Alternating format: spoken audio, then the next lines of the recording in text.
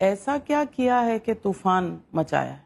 3 साल मेहनत करी है, एक ईमानदार प्रयास किया है और कोशिश करी है कि देश के सबसे गरीब और पिछड़े राज्य में जहां एक तरह से होपलेसनेस रही है कि यहाँ कुछ नहीं हो सकता है, वहां उम्मीद की एक किरण जलाई है।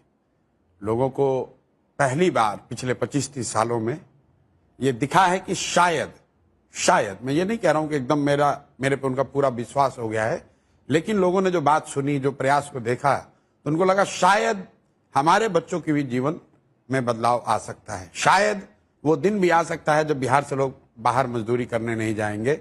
शायद वो दिन भी आ सकता है जब बिहार में एक ऐसी व्यवस्था बन जाए जहां लोग नीचे लूटेंगे नहीं, चोरी नहीं करेंगे, बिहार की भलाई के लिए ईमानदारी से कुछ काम करेंगे। ये उसी का शोर है, उसी की ताकत है, उसी का प्रभाव है। प्रशांत किशोर का कुछ नहीं है। हम लोग तो बिल्कुल सामान्य परिवार से आए हुए व्यक्ति हैं, 2 हाथ 2 पैर, सामान्य परिवार, कोई पेडिग्री नहीं, कोई बिजनेसमैन नहीं, कुछ नहीं है।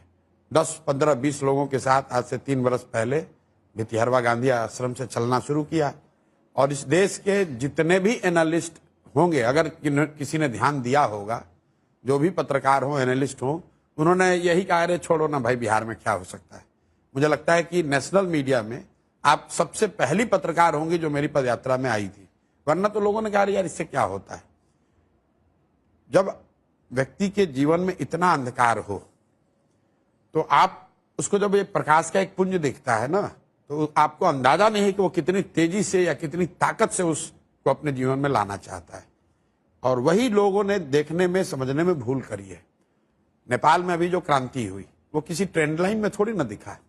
बांग्लादेश और श्रीलंका में जो हुआ वो पहले किसी एनालिस्ट ने थोड़ी फोरकास्ट किया था। लोग 30-35 साल से एक ही धारा में चले जा रहे हैं, एक तरह से अपने जीवन को मान लिया है कि अब नहीं सुधर सकता है।